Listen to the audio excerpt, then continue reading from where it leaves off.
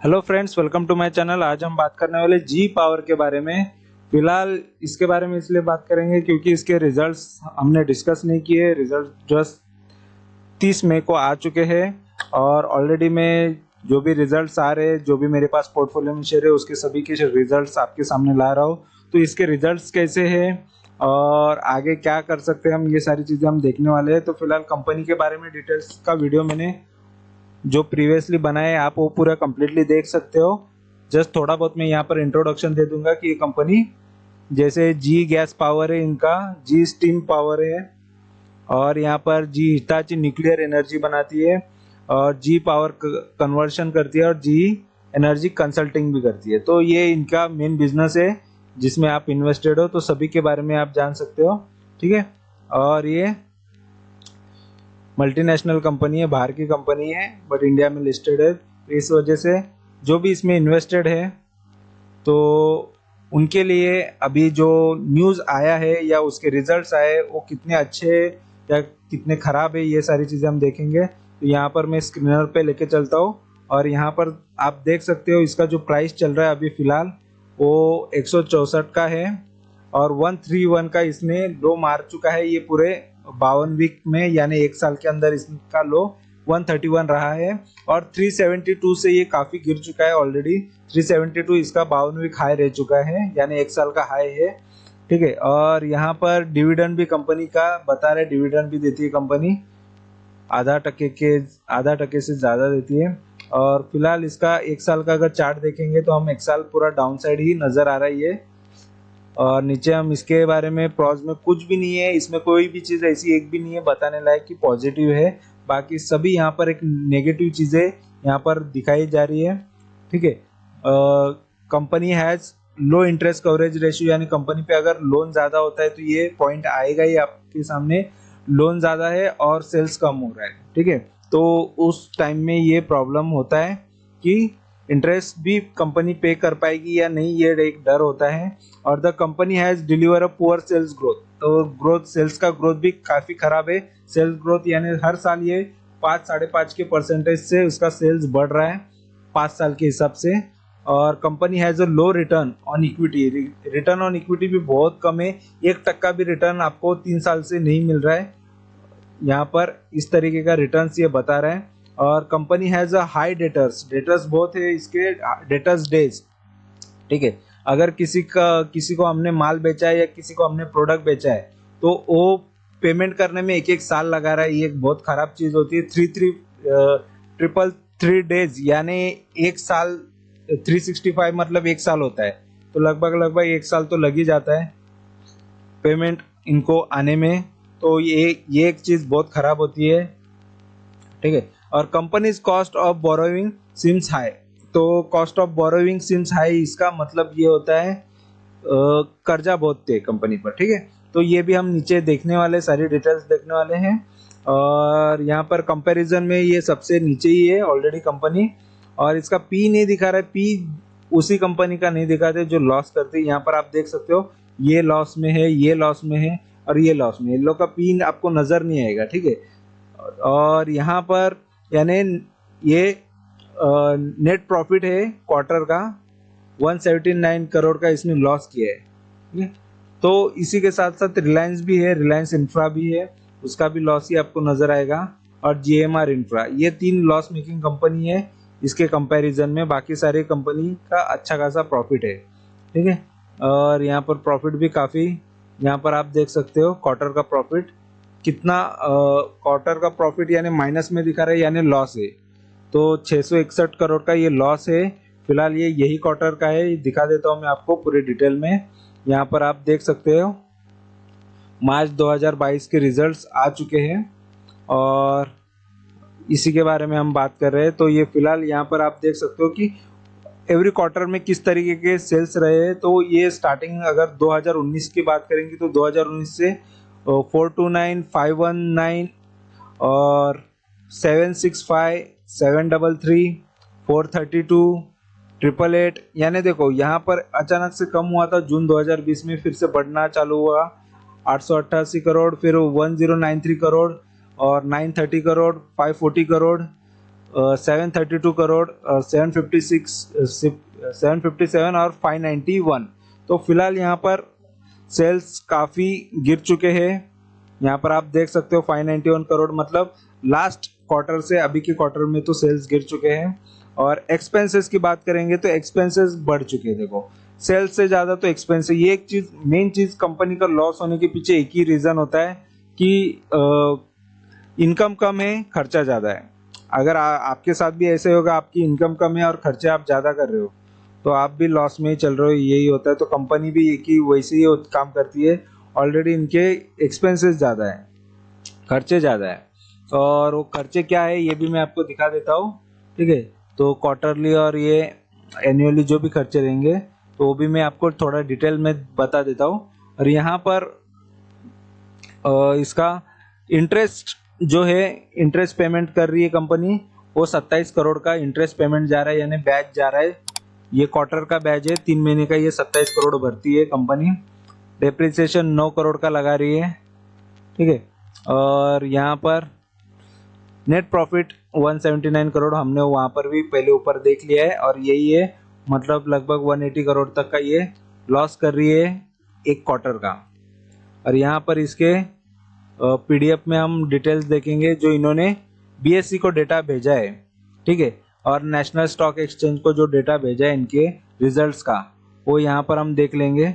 तो यहाँ पर सबसे पहले देखो, यहाँ पर ये इसके रिजल्ट्स है। थोड़े जूम कर देता हूँ ताकि आपको और क्लियर नजर आए, ठीक है। तो यहाँ पर ये रिजल्ट्स है।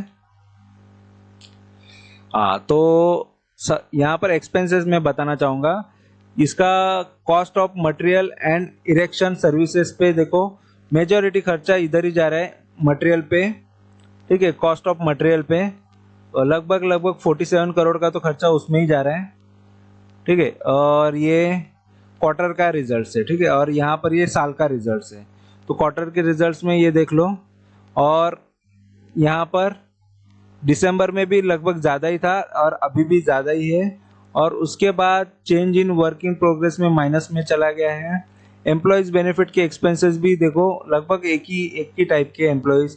और फाइनेंस कॉस्ट यहाँ पर 270 करोड़ है, ये थोड़ा बढ़ गया है दिसंबर के मुकाबले। और डेप्रिसिएशन एंड अमोर्ट इसका 87 करोड़ का है। और अदर एक्सपेंसेस, इनके जो अदर एक्सपेंसेस में है वो कौन से एक्सपेंसेस होते हैं, वो उनके अलग अलग टाइप के एक्सपेंसेस होते हैं। और वही चीज़ वो ज़्यादा यहाँ पर नज़र आ रही है फिलहाल हर एक क्वार्टर के मुकाबले। लास्ट क्वार्टर भी देखेगा, लास्ट साल का क्वार्टर भी देखेंगे अगर, और दिसंबर का क्वार्टर और अभी का क्वार्टर। तो ये जो एक्सपेंसेस कंट्रोल होंगे तो कंपनियां प्रॉफिट करती है, अगर एक्सपेंस कंट्रोल में नहीं तो लॉस ज़्यादा होता है, ठीक है। तो ये चीज़, ये प्रॉब्लम है। तो लगभग यहाँ पर देखो, इनकम इतना और एक्सपेंसेस इतना, इसकी वजह से ये एक लॉस हो गया, ठीक है।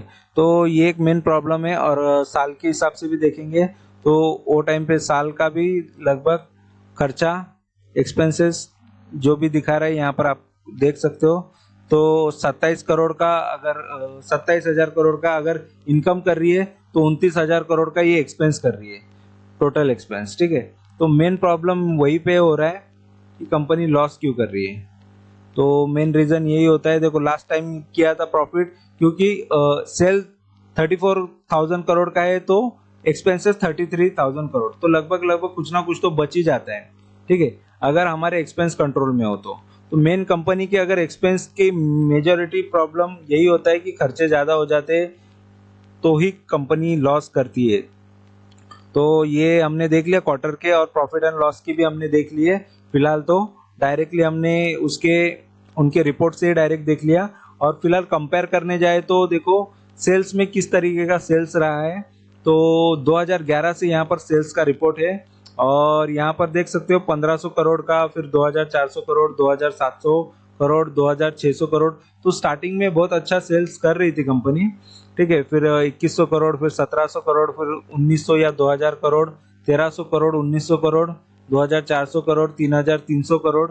तो कभी कभी ज़्यादा कभी कम ये होते रहा है, ठीक है। अभी ये 2600 करोड़ का इसने सेल्स किया है, ठीक है। और एक्सपेंसेस की बात करेंगे तो एक्सपेंसेस भी देखो ये साल में बढ़ चुके, मतलब ये 2016 में एक बार लॉस किया था और फिलहाल अभी लॉस कर रही है ऑपरेटिंग प्रॉफिट में, ठीक है। तो ये माइनस में चला गया है। और अदर इनकम भी कंपनी का कुछ मिलता है, कंपनी को अदर इनकम भी कर रही है, उसमें भी लॉस कर लिया। अदर इनकम भी माइनस में है, मतलब कंपनी कंप्लीटली यहाँ पर नेगेटिव ही नज़र आ रही है। और इंटरेस्ट पेमेंट देखो 82 करोड़ का साल का ये इंटरेस्ट पेमेंट ये कर रही है कंपनी। 82 करोड़ ये इसका एक्सपेंस है। और जो ब्याज चुका रही है कंपनी इसके लोन के ऊपर। और डेप्रिसिएशन ये लोग का 44 करोड़ का है, तो ये एक है, ठीक है। और मेन चीज़ है, और हम यहाँ पर देख सकते हैं कि अभी इसका जो नेट प्रॉफिट है, ठीक है, तो नेट प्रॉफिट यहाँ पर -289 करोड़ का दिखा रहा है नेट प्रॉफिट। और मेन चीज़ है यही है, इसके एक्सपेंसेस और बाकी चीज़ों की वजह से ये ज़्यादा ये लॉस कर रही है कंपनी, ठीक है। तो फिलहाल ये देखो पहले भी एक दो बार इसने लॉस किया है बट कम था, और उसके मुकाबले फिलहाल अभी लॉस ज़्यादा कर रही है कंपनी, ये एक प्रॉब्लम है। और इस वजह से डिविडेंड नहीं, देखो डिविडेंड पे आउट होता था कुछ, अभी डिविडेंड आपको नहीं नजर आएगा। देखो कंपनी लॉस करी, प्रॉफिट में ही कंपनियां शेयर करती है डिविडेंड। अगर लॉस में जा रही है तो कैसे कर सकती है, क्योंकि ऑलरेडी उनको उनके खर्चे निकालने रहते हैं और आगे का भी कंपनी को चलाना है, तो लॉस में कंपनी डिविडेंड नहीं बांट सकती, ठीक है। और बैलेंस शीट की बात करेंगे तो बैलेंस शीट में देखो सबसे इम्पोर्टेंट मैं पॉइंट समझता हूँ इस पे कर्जा कितना है। देखो कंपनी पहले डेट फ्री थी, कर्जा ही नहीं था कंपनी पे, 2019 तक कंपनी पे कोई कर्जा नहीं था। फिर कंपनी ने कर्जा लेना चालू किया, तो 2020 में कर्जा लिया 137 करोड़ का, फिर बाद में यहाँ पर एक बार कर्जा लिया 453 करोड़ का, फिर बाद में थोड़ा बहुत कम किया है। एक चीज अच्छी है, थोड़ा सा कम किया है, ये एक चीज मान सकते हो कि कंपनी ने लोन थोड़ा सा कम कर दिया है, ठीक है। तो ये इंपॉर्टेंट होता है कि अगर ये डेट फ्री कंपनी हो जाती है तो आपके लिए फ्यूचर के लिए बहुत अच्छा हो सकता है, और कंपनी कंटिन्यूसली प्रॉफिट करते जाए। तो कंपनी जिस जिस तरीके से पहले प्रॉफिट करती थी वो करती रहनी चाहिए। थोड़ा बहुत रिजर्व में पैसा है, रिजर्व का थोड़ा पैसा कम हो चुका है, रिजर्व में भी ज़्यादा से ज़्यादा पैसा हो तो अच्छा होता है। फिलहाल अभी 609 करोड़ का ही रिजर्व इनके पास बचा है, ठीक है। तो मेन जो भी यहाँ पर दिखा रहा है डेटा, जो भी इंपॉर्टेंट है वो सारी चीज़ें यहाँ पर तो मैंने बता दी है। फिलहाल अभी मैं थोड़ा इसका शेयर होल्डिंग पैटर्न भी आपको दिखा देता हूँ।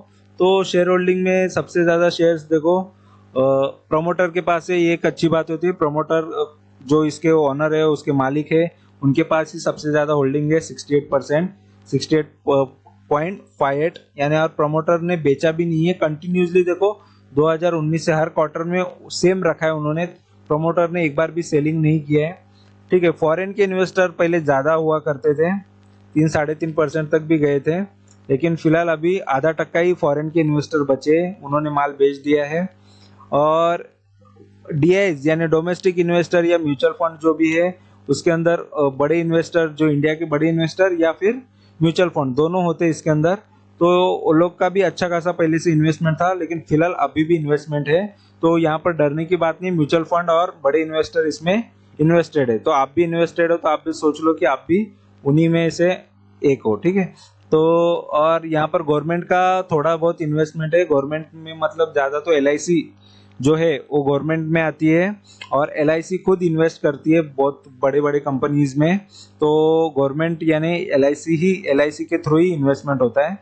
और यहाँ पर पब्लिक का भी पब्लिक में देखो, पब्लिक ने थोड़ा खरीद लिया है, दिसंबर में उनके पास कम थे, अभी 2% और बढ़ गया है, मतलब पब्लिक की शेयर होल्डिंग बढ़ती जा रही है।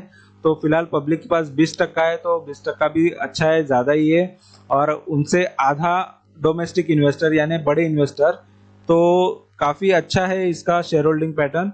तो शेयर होल्डिंग पैटर्न में कोई खराबी नहीं नज़र आ रही है फिलहाल, तो सभी लोग अभी भी इन्वेस्टेड है। बेच थोड़ा थोड़ा देखो करेक्शन होता है, थोड़ा बहुत बेच देते हैं, तो डीआईज ने थोड़ा बेच दिया था और एफआईज ने बेचा, डीआईज और एफआईज ने बेचा है, लेकिन पब्लिक ने खरीदा है। और प्रमोटर तो अभी भी शेयर्स अच्छे से होल्ड कर रहे हैं, और पहले कंपनी का रिकॉर्ड अच्छा रहा है, कंपनी कर्जा में नहीं थी, कंपनी डेट फ्री थी, अभी भी थोड़ा बहुत कर्जा उतारते हुए नजर आ रही है। तो फिलहाल इसके फंडामेंटल तो ठीक ही नजर आ रहे हैं, थोड़ा बहुत खर्चे पे इनका कंट्रोल होगा तो प्रॉफिट आगे कंटिन्यू आपको देखने मिल सकते हैं।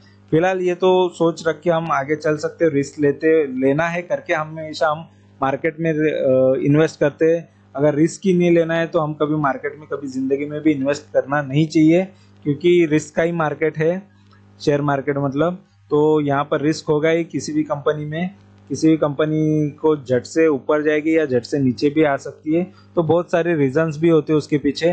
तो फिलहाल हम फंडामेंटल के हिसाब से ही चलेंगे तो वही अच्छा है। तो मैं तो फंडामेंटल के हिसाब से ही चलता हूँ मेजॉरिटी टाइम तो, और टेक्निकल वगैरह देखने के बाद कोई इतना वो इम्पोर्टेंट मुझे नहीं लगता, ठीक है।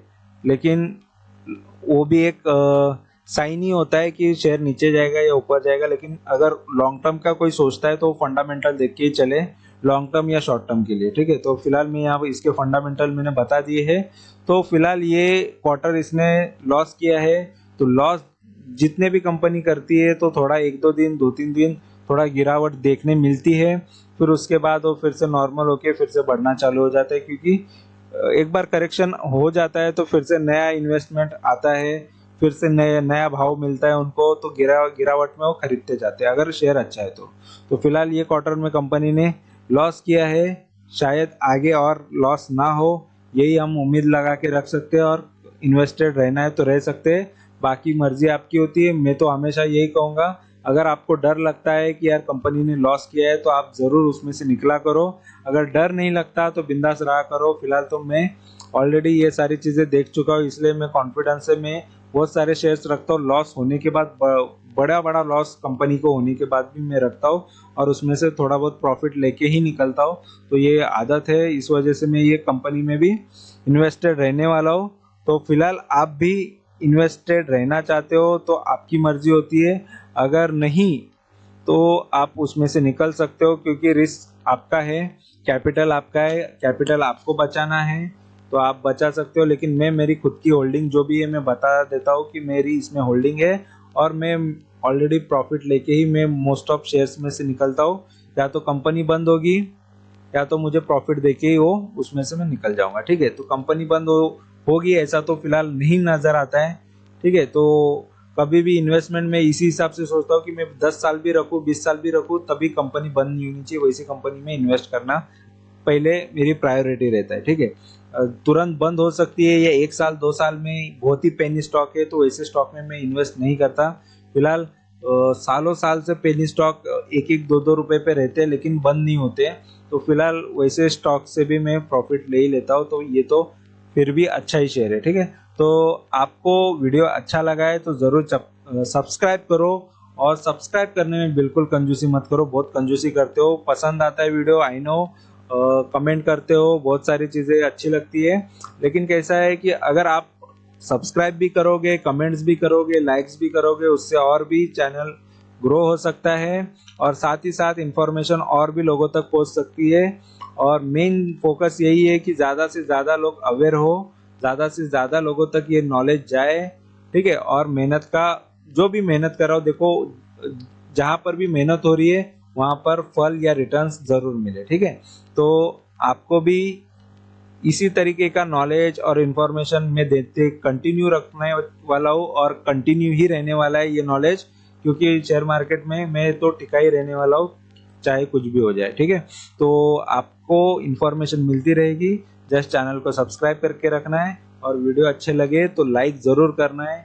कमेंट्स में कुछ पूछना है तो पूछ सकते हो और अच्छा लगे तो कमेंट्स भी कर सकते हो। तो thank you very much for watching my video, thank you, bye bye.